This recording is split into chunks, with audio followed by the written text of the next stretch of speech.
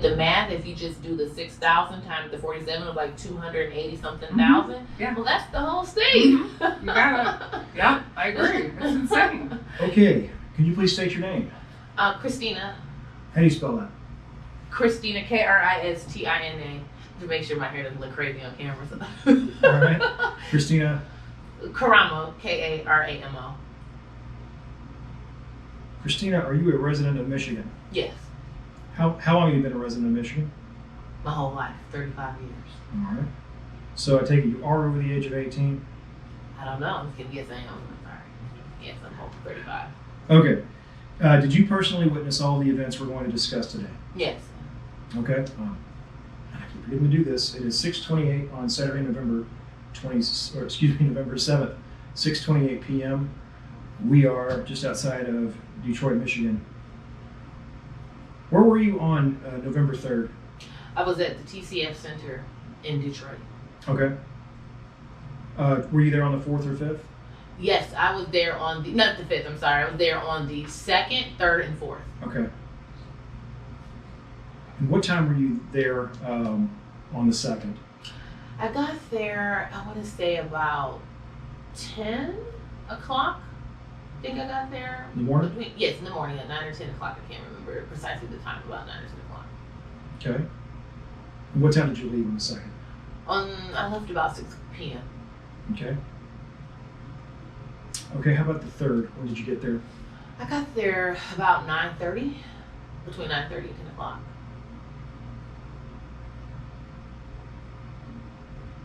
Okay, and how long when did you leave?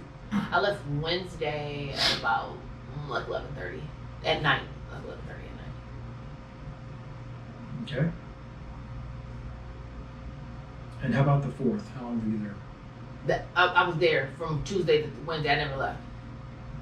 So I was there Tuesday 9:30 in the morning till Wednesday at 11 o'clock, and I was there for like 37 hours. I never left. Wow. Okay, I missed that. Gotcha. Wow. What was your role? I was a poll challenger. Okay. Were you affiliated with the party? Yeah, Republican Party. Okay. Were you trained for that role? Yes, we had to do an online training. Okay. Okay, Christina. What did you witness and when did you witness it?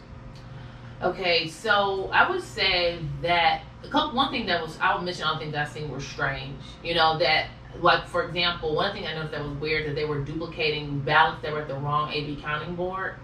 I You thought were at that the wrong what? AV, I'm sorry, I have gum in my mouth, that's so rude. Do you have an Sorry. napkin? Yeah.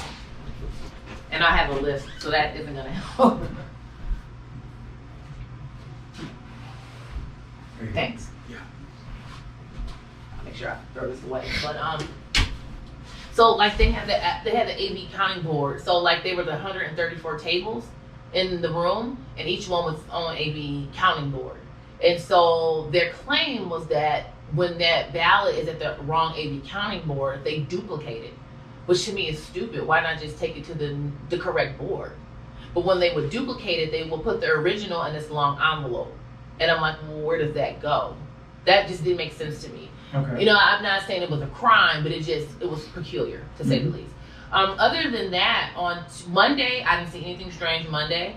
They did have like this kind of like bifurcated process with the processing of ballots. And the way it worked, it was like on Monday, they basically scanned the ballots in. Okay, and they only did like half of the processing of the ballots. But then on Tuesday, they did the second half. Well, the problem is that it wasn't the same group of people on Tuesday that continued the process. Does that make sense what I'm saying? So it's like a table, and it's like 5 people, you know what I mean? Mm-hmm. And then the first person scans it in, and then they pass it to the second person where they check the tabs on it to make sure that the numbers on the ballot and the numbers on the envelope match or whatever. But then that was like pretty much it in the process, and they would group them in groups of 50. But then the second day is when they would continue the second half of validating the ballots, pulling them out of the secrecy envelope, which just seemed kind of strange because there were so many hands touching that one ballot. So you had 10 people touch one ballot before it gets to tabulation. Mm-hmm. I just think that opens up the door for some inconsistencies to happen. And also, you know, where did the ballots go between time? I know they were like in those steel cases, but I just thought that was a little weird. That's what I saw Monday. But I would say on Monday I didn't see anything other tthan that. But it didn't seem illegal. It just seemed odd.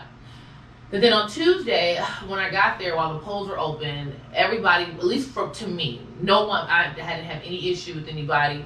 Just the duplication of ballots being at the wrong AV counting board, I just thought was really strange. But apparently, after I challenged it, they said that was the process. So it wasn't until that shift had left, I would say about 9 o'clock, that's when things started to get sketchy.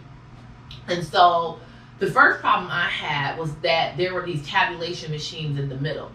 And when we asked for the numbers for the tabulation machines, they didn't give it to us.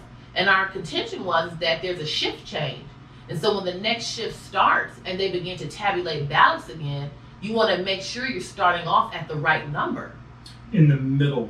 So the way it's set up is that it's like you got the tables all around, and then in the middle there's a raised platform.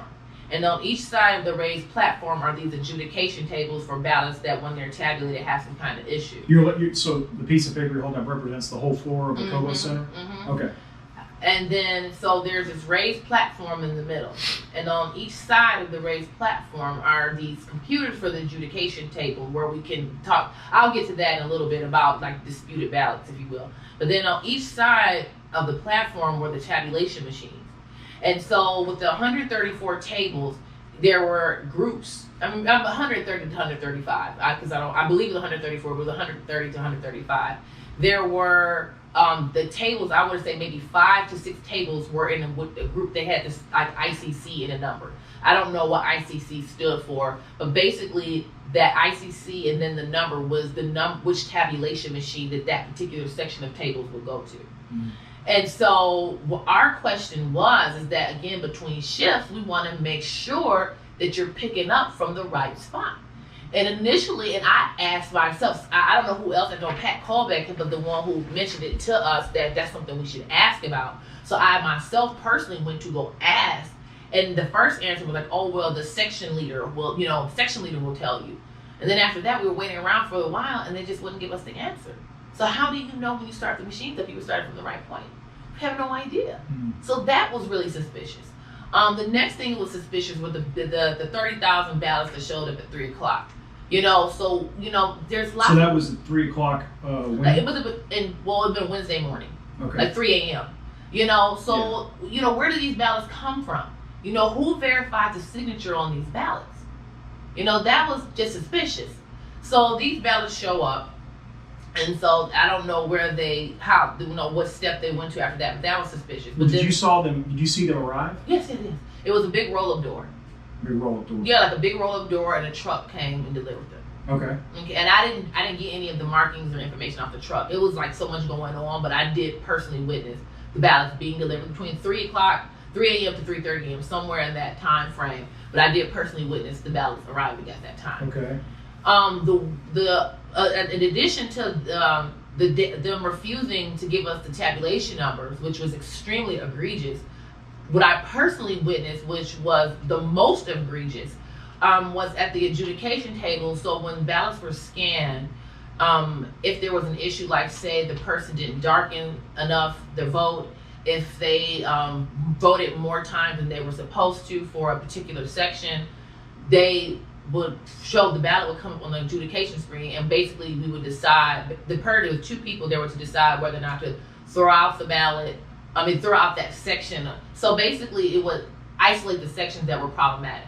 So they would just throw out the sections. Say if they vote for no more than 3 people and they voted for 5, well, you throw it out, that section out. Or if it was written in like a write-in candidate, they had to verify that the write-in was an acceptable write-in candidate. So this particular ballot came on the adjudication. Do you mind if I move this right quick? Oh yeah. Sorry. Keep going. Actually I would say 2. One ballot came up and I didn't challenge it because the lady moved so fast. So I don't have any, like the other one I actually have like a report, I wrote about it. But this first one I didn't write a report, so I didn't really mention it very much. Do you have that report with you? I don't, because they had us turn them into the lawyers. Because the lawyers wanted to collect all that stuff. Did you keep a copy? No, I didn't. Okay. I wish I did, but I didn't keep a copy. But nevertheless, this ballot came up, or this person voted for Joe Biden and the Green Party candidate. And the woman, she just passed it through to Joe Biden. Well, that section should have been isolated and thrown out. So this person voted for 2 presidential candidates? Right. Biden and the Green Party candidate. Right. But the woman at the adjudication table, they were moving, some of them moved real fast, so it didn't give us enough time to challenge it.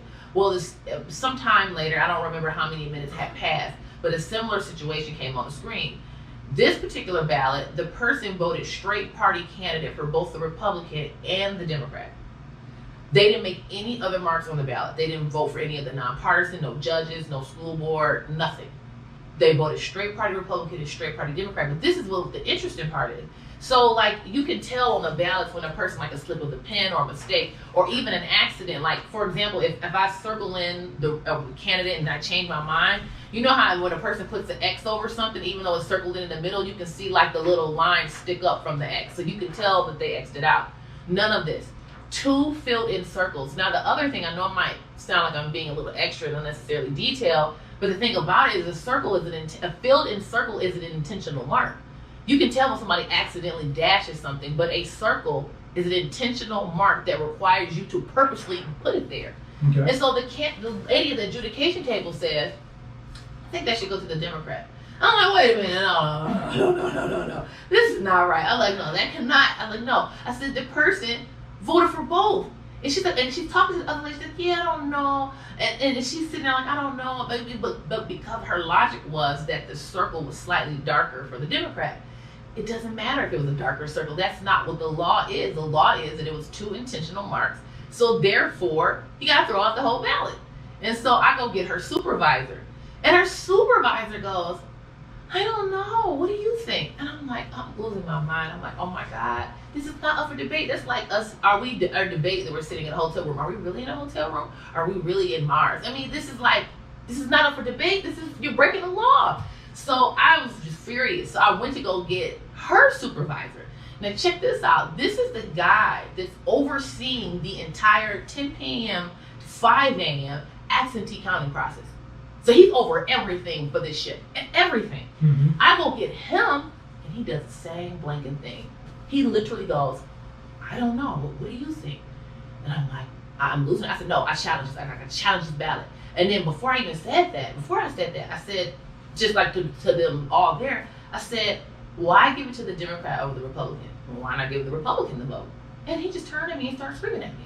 And he just goes, don't talk to her, don't talk to her, don't talk to her. I'm like, I'm talking to her first and I got you. And I told him, I was like, you know what? I know you're tired. That's not my problem. You're not going to be nasty to me. And this is cheating. I'm like, no, this ballot should be thrown out. And I'm like, I'm challenging the ballot. And so that's when I said, I'm challenging the ballot. He's like, you challenge, you can do whatever you got to do. Nobody's stopping you. And I was like, well, hold on. I got to get the information off the ballot. And he just started telling her to push it through. He's like, push it through, push it through. And I'm like, no, you can't do that. I'm challenging this ballot. I'm like, no, you can't do that. He's like, push it through, push it through. And I'm like, I'll get the information. He like, push it through. And she just pushed the ballot through. So who was this guy? He was head over the entire 10 p.m. to 5 a.m. absentee ballot process. And the lawyer I talked to, his name was Brian. I did not get his last name, but he was over the entire Cobo Center. The entire Cobo absentee or TCF absentee counting process from the 10 p.m. to 5 a.m. shift. He was their man in charge. He was the man in charge. He was about, I would say, between 35 to 45, kind of had starter dreads, not quite dreads. I don't know what the hairstyle's called, but it wasn't quite dreads. I don't know what it was, but that, and I didn't get his name. White, black, Hispanic? Black man. Okay. I wrote it on the report. The attorney there was Brian, because after all this happened, I was just steaming. I was furious because my logic, at least I say my logic, it should be logic would tell you if this guy is this bold to do something so fraudulent and illegal in my face like that, and he's overseeing the entire operation, there is no telling what else this man is doing. That is extremely suspicious, you know? And so after that, I went and got the attorney, Brian, and I told him what happened because I was just so upset and I had to kind of calm myself down. And so, Brian is waiting to talk to the man. It took forever to finally for him to, the man was kind of like avoiding us. And then after Brian went to go talk to the man, he said, the man goes, oh, well, I did let her write down the information. I don't give a F. That's not the point. You push the ballot through that shouldn't have. That ballot is gone in the ether. It's gone. But if you challenge the ballot, what's supposed to happen? The attorney is supposed to come over and dispute it because that the difference between a challenge at a table and a challenge at the adjudication. If we challenge at the table, we still have time to track down the ballot. You see what I'm saying? Okay, gotcha. If it's at the adjudication, it's already been tabulated. So once they hit submit, it's gone. It's counted as a vote for Biden.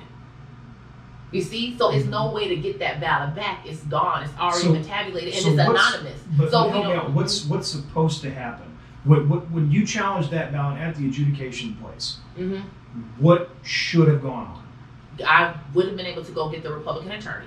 Okay. And then they could have gotten a Democratic attorney. So they were supposed to hold the ballot and wait for the Republican attorney and the Democrat attorney, whoever else, to come over and analyze that issue. Right? Exactly. Because once that ballot is pushed through, because the guy, you can challenge it. Well, what good is it me to challenge it if it's going to count as a vote? It's already counted as a vote for Biden. So and there's not a way you can go back and unwind the process and find that ballot. Exactly. There's no way to go back and get that ballot. And so if he's going to do something so brazen in my face, like I said, yesterday I was being interviewed by one of the ladies from Fox 2. She said, "Oh, that was just one ballot." I'm like, but it's the mentality behind him to do that in my face.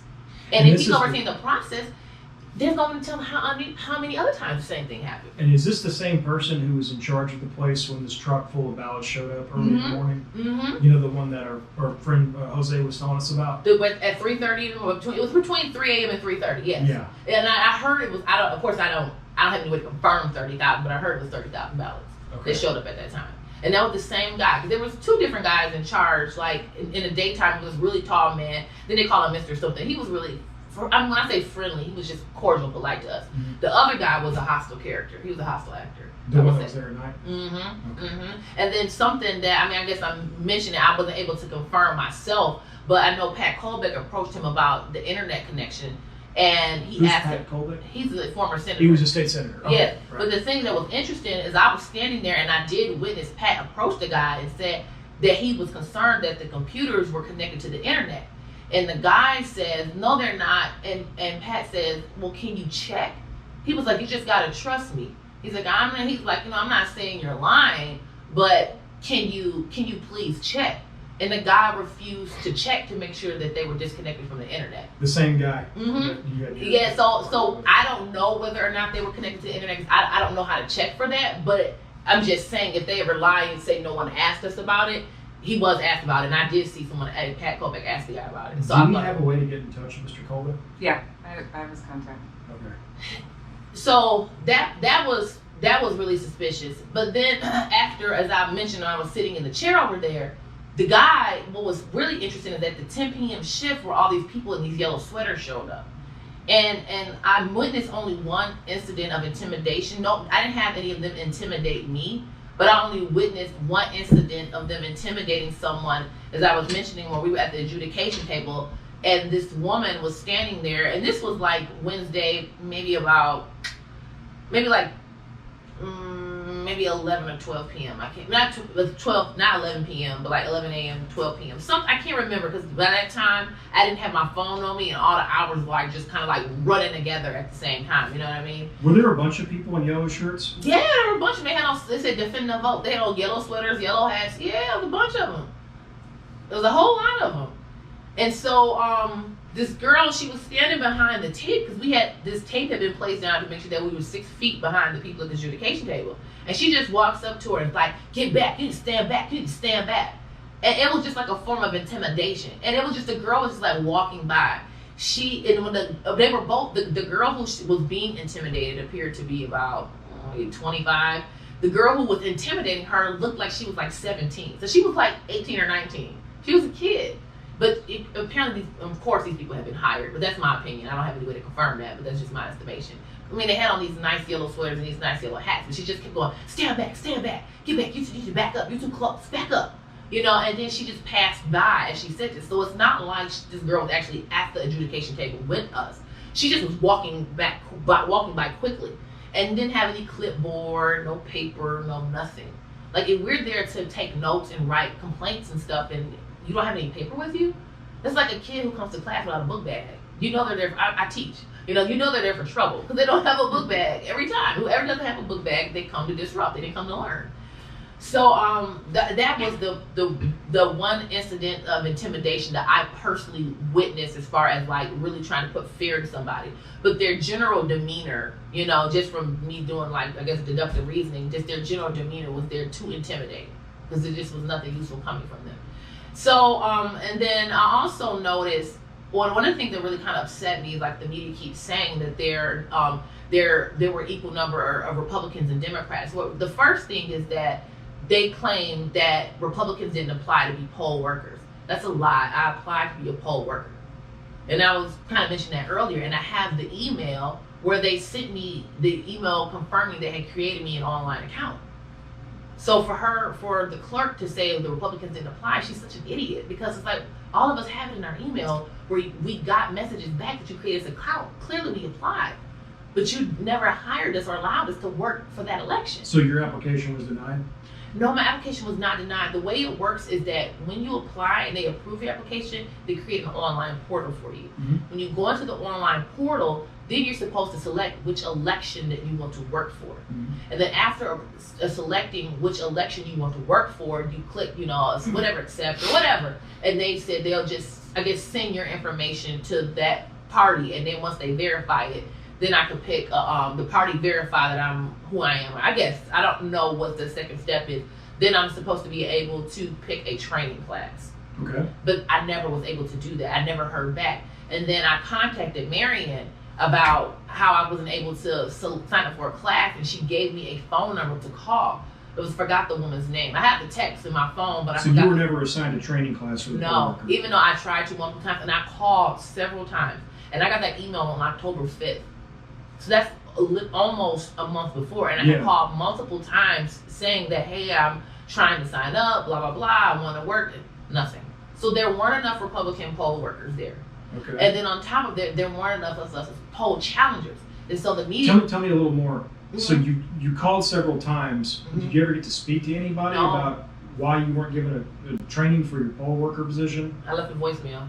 And so they just never gave you a place to go. Mm-hmm. No, well, it wasn't even just that. They never even gave me training because they're supposed to. Once I guess you get the second step of approval, if you will. I'm not sure what exactly is supposed to happen. It allows you to sign up for a training class because I wish you could see the inside of the website, but there's like these little tabs. So you know what I'm talking about. It's like these little tabs that you remember. It's like the little tabs, and then one is you can sign up for a training, and then you can sign up for a training class. So but you were never given an assignment. I wasn't even able to sign up for a training class. Before you give it an assignment, you first have to sign up to take a training class. Yeah. And so I never was able to even sign up for a training class because I guess the second step of the approval, basically I was halted. And I don't know all the steps that would happen next. And so Marion had given me the number to call to find out what was going on, and I never got a return from the person because I left a voicemail. I called several times, and I just never heard anything back. So as part of that process of signing up to be a poll worker, do you have to declare your party affiliation? Yes, you do. You do. So they know you're a Republican applying to be a poll worker. Mm-hmm. And I had even thought about not telling them that I was a Republican, but since I've done media as a Republican, then I knew that they would figure me out. I'm just being honest. Right. They would figure out that I was lying, and I was like, that would really be bad. And I'm a Christian, so I don't want to lie. That's a sin. But nevertheless, they know who we are. So, and it's a bunch of people who applied, and there's a bunch of people with various stories, whether they went to the class and they were like, oh, we don't need people anymore, all kind of stuff, you know. And it was people I knew who applied, and they were supposed to be poll workers, and I didn't even see them there, and I was there for $37. I would have ran into them at some point, especially because I was perusing around the whole time. So that was suspicious. But the thing about it is see, the Democrats, they had people who came in as like the NAACP, the ACLU, SEIU. Like I saw a lady there totally decked out SEIU gear, hat, sweater, you know, the whole gambit. Right. They're not technically a party, but we all know. Yeah, it'd be like a bunch of, NRA guys showed up. It'd be exactly. Like, oh, who are they with, right? We're not. We're with the Green Party. Yeah. Exactly. And so that is the trick, and the media keeps lying. I've said it multiple times. They keep going, oh, well, there were equal number of Republicans and Democrats. Well, maybe people who came in as being representatives of the party, but people who were working on behalf of the parties, no, that's not true. There was tons of liberals. We were swarmed with them. They were like roaming in like packs of dogs. So these people weren't poll challengers. I don't know what the hell they were. Just to put it quite frankly, they were just like packs of dogs. They were everywhere because they were like packs of dogs. They were just roaming around.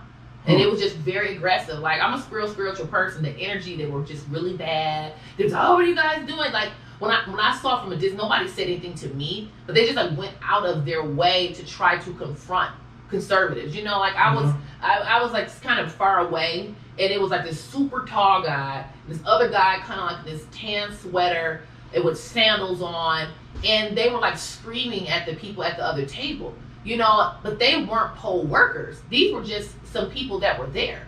You know, it was just, it's not hard to explain. It's easy to explain, but they were just like packs of dogs roaming around, just saying stuff to people. You know, I didn't witness everything they said, but I heard a bunch of reports that I can't confirm, but I can only speak to what I saw, which was the one girl at the adjudication table and just their overall demeanor.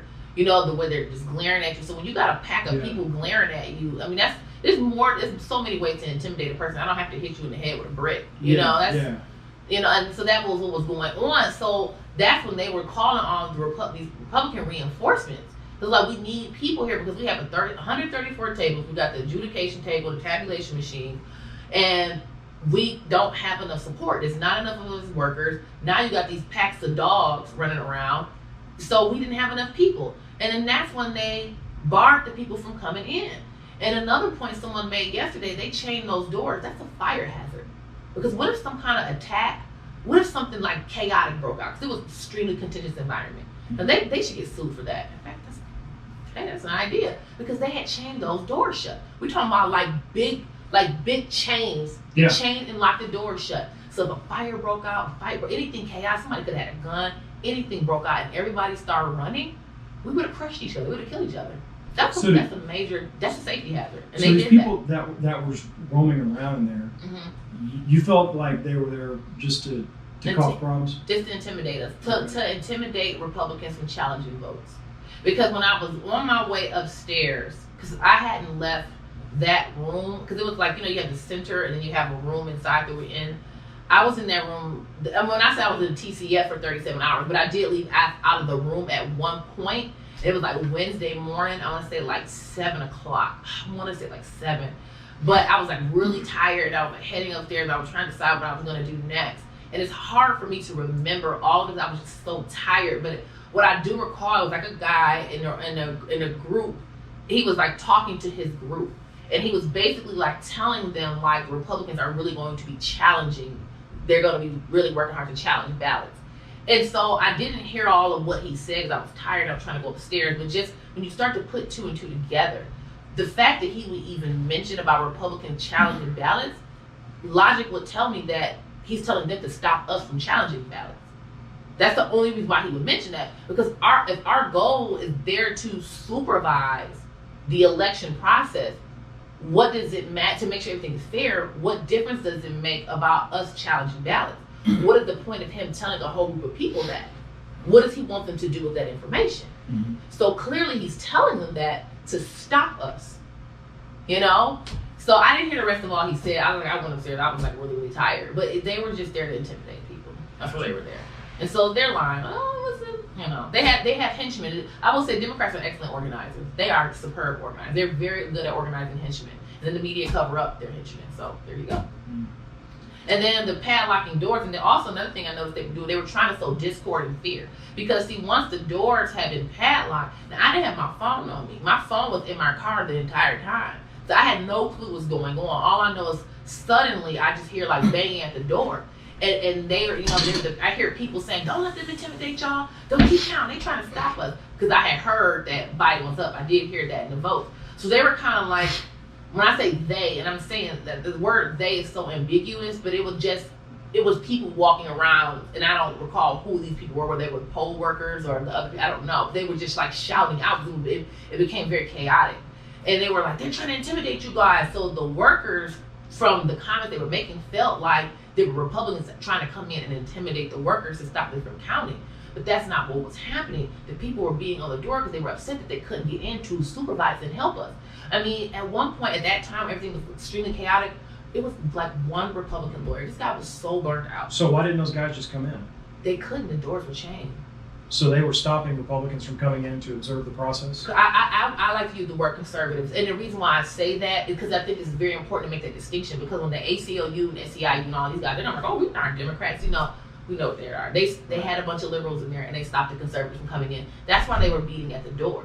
But the people were shouting and causing pandemonium inside, were trying to make the workers feel like that they were being intimidated because Republicans were mad that Donald Trump was losing. So they were coming in to try to stop them from counting, but that's not what happened. They chained the door shut, wouldn't let them in, and they were coming in to help us because we just physically could not man all that. We had like one lawyer. So this was horrible. happening, I think you said Wednesday? Mm-hmm. So you got all these people you describe as liberals, all these yellow shirt people, the SEIU people, whoever else it may again. ACLU. ACLU, yeah, thank you. And So- legal women voters and NAACP. Okay, I got it all. So how did they get relieved by the people? What do you mean? Like when they left, did they ever leave to go take a break, or did they just camp out in the place the whole time?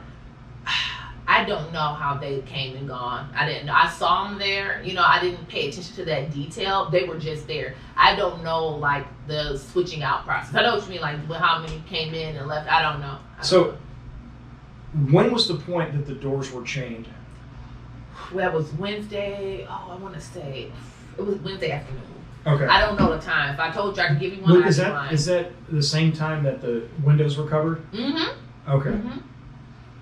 And that's when things got really chaotic? Mm-hmm. It was chaotic before that, but it just got worse. Yeah. And so then another thing that I noticed, this, I'm kind of jumping in story, but just to kind of speak to the environment that these liberal groups were trying to create. I was standing there watching military ballots being duplicated, and keep going. Okay. So watching military ballots be duplicated, and I was standing with the Democratic observer, and she was cordial. You know, she didn't do anything. But this guy comes up to her and he goes, "You know, I heard from a very reliable source when they were out there screaming. They were out there screaming the N-word." Now, first of all, I know there's not true. Many of those people out there, I know them. I know they're not out there screaming the N-word. But let's say these people were complete strangers. You got the media there, because as soon as they started banging at the doors, the media cameras just turn and shift. I mean, because that's the nature of the media. You guys are going to go to the action. So they all shift. So while you're trying to bring awareness and garner sympathy, why are you going to start screaming out the N-word? Yeah. That would be completely idiotic. I mean, just from a strategic standpoint. That would be dumb. You have camera newsmen from Japan and Korea. And why would you do something like that? You're trying to garner sympathy. It's dumb. But the reason I'm mentioning that, because he's going in there spreading discord and fear. They're good. I'll give them some liberals are good at what they do. They are, because he just goes around, spread a little fear, spread a little discord. Who was this person that was doing that? I do not know who he is or where he was from. Can you describe him? White male, looked to be about 23-ish, early 20s. About 5'6", had on a really ugly sweater. Okay. Glasses, facial hair. No glasses, no facial hair. Haircut. Maybe like yours. Okay. Different line, different hairline, brown hair, different hairline though. His hair was a little more rounded. Okay. Yeah, best way I can describe him. But I mean, and then that's the thing. They were good at sowing discord, you know. Yeah. So now you have all the workers are hyped up, and so after that point, that's when while they're throwing people out and the clapping and all that, because see now the workers are all agitated. See, they're agitated, so they got to agitate the workers, or the workers are all hyped up. So now you got a bunch of agitation, and that's when you start seeing the folks get thrown out at that point. Yeah. So you saw people getting thrown out. Mm-hmm. Mm-hmm. One particular person, I don't know what their claim was, but people were saying that I didn't witness the people. I mean, when I saw people get thrown out, I saw it from a distance. So I wasn't like up there to see the chain of events that led to them actually being removed. But what I heard was that it was people just simply trying to observe counting. I mean, observe not just counting, but duplication of ballots. And like I mentioned about Jasmine, and another lady named Grace. You know, Grace who told me a story. Again, this is not what I didn't see it transpire, but she was telling me like And another guy mentioned about people like walking around with ballots. So that might be a person you may want to follow up with because she could tell her own story better than I can. But people like this person was like walking to a new table. So like they have the ballot in their hand and they're going to another table. Like, where are you going with these ballots in your hand? But then the person was like basically going like in a zigzag, basically trying to like shake her. You know what I mean? So I mean, it was a lot of just little shady stuff like that, you know. But I mean, and then you had to duplicate it, not duplicate it, but they typing in with the birthday, and that was shady because if you look at the software that they used to scan in the ballots, it looked like it was from like 2002. Yeah. It makes me not even 2002. It looks like software from, I don't know how old you are, but I'm guessing you're in your 30s or something, mid-30s. Look at the software that they used to scan in the ballots, it looked like it was from like 2002. Yeah. It makes me not even 2002. It looks like software from, I don't know how old you are, but I'm guessing you're in your 30s or something, mid-30s. You know, like you were in middle school. You know how the computer software looked in middle school? Yeah. That's what it looked like. It was awful. It was really old software. But they would scan in the ballot, you know, and then after that, like I said, they would pass it. But what happened is that if the name didn't come up when they scanned it, they would type in the name.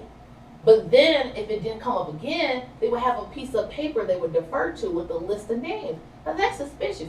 Where do the names come from on the paper? Because if these are registered voters, they would be in the computer first before they would be on a piece of paper. You know what I mean? So where do these list of names come from? It doesn't add up. It doesn't make sense. How do you not have these names in your registered voter list, but you have them on a piece of paper? If they're not on the piece of paper, that's when they keyed in the names and with the fake birthday.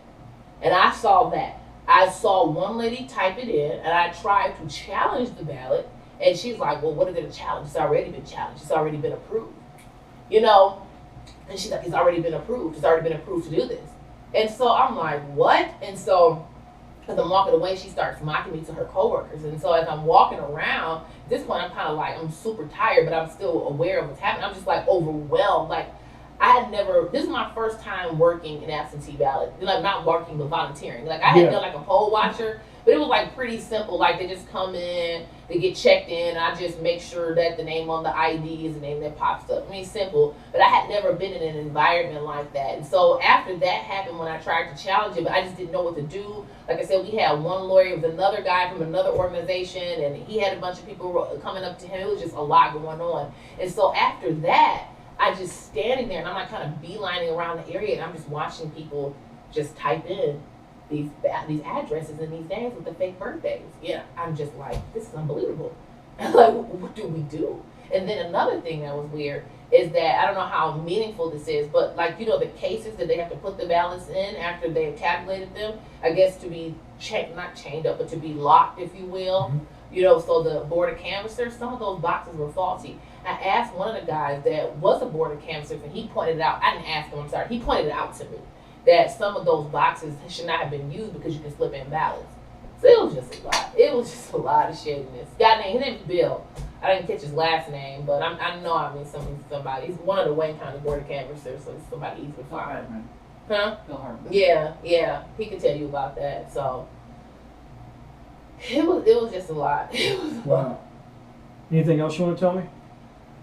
Oh, I think I told you everything about them, us working there, and just, you know, the other thing is that I have a friend, you know, she was a poll worker, and she was just telling me things, and she hasn't like come. It's hard because I'm giving you hearsay, but even though it's hearsay, it's still something you can just look into. What I found to be interesting, and she said that they were trying to get them to sign some blank form to basically say that they didn't see any write-in ballots. I thought that was strange. Again, this is nothing I can personally confirm. This is just someone told me. But then she also mentioned that was strange is that the people who are at the table are when those boxes come over that they're supposed to seal up or whatever. I guess to go to the board of canvassers. The people who are at that table are supposed to sign off that the numbers from the tabulation match the numbers of the ballots they had scanned in. And she was like, none of them had signed off on it. So somebody else had to sign off of it, which is fraudulent. But, you know, again, that's nothing I can personally confirm, but I just thought I would mention it. Other than that, I just a lot of it was just chaos and just the lack of support. To me, that was massive. You know, them not letting us in. And then you got packs of dogs intimidating us, and then you have us with not enough support. We got one lawyer, he's frazzled. I mean, it was just sheer chaos. And then two, the workers are tired.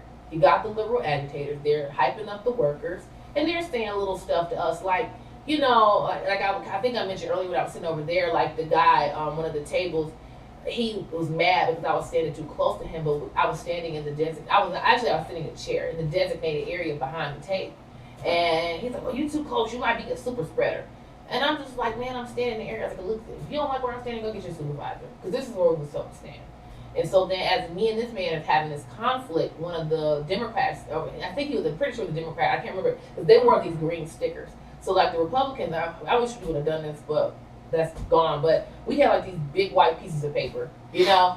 They had a green sticker. Yeah. So it made us kind of a target. You know what I'm saying? We were easy to identify. It was harder to identify them. But nevertheless, me and this man are having this disagreement or argument, if you would rather. The guy who was a liberal turns around, pull up your mask, pull up your mask, pull up your mask. You know, just they were very good at just sowing discord. They're like demons. Like seriously, they just like, it's like, you know, you see the cartoon with like the devil on your shoulder. So they just whisper stuff just to get you upset and angry. You know, that was their whole thing. And they're like, one time I'm talking to somebody else, and the lady walks by, you need to pull up your mask, but I'm in the middle of talking. I wear a face shield if I have to wear a face covering. You know, so as I'm talking to somebody, which this person clearly okay because I'm in their space, you pull up your mask. And I come get there. She got her mask falling down, and the lady, the woman went to go get her supervisor, and her supervisor, I could tell, was just kind of irritated. And I just am like, I'm in the middle of talking, and the mask is slipping while I'm talking. She was like, oh, okay, well, just try to pinch your nose. She just kind of, I could tell that she kind of was like, this is stupid. But she had to address it, because if she didn't go address it, then the lady would have went and got her supervisor. And then like another time, I'm sitting basically in this pen area where some people were basically, I didn't have to stay there, I just was tired and sitting. I'm about 100 feet away from this lady. 100 feet away. And she's like, you need to pull up your mask. You put on your mask. She said that to me and one of the guys from Fox 2 Detroit. Like, y'all need to put on y'all masks. Like, they were just so hostile because they had been stirred up by these agitators. So the agitators weren't just stirring up us, they were stirring up the workers too. It was terrible. It was terrible. But I think all the absentee ballots in Detroit need to be thrown. I think they need to be recounted. I think so. And I think it was just shady. And that's pretty much all I can remember. Gotcha. So one more question. Yeah. Did anybody offer you any compensation or payment to come talk to us today? Nope. Okay. Thank you very much. Yeah. Yay! Hope I'm helpful. That was Very awesome. helpful.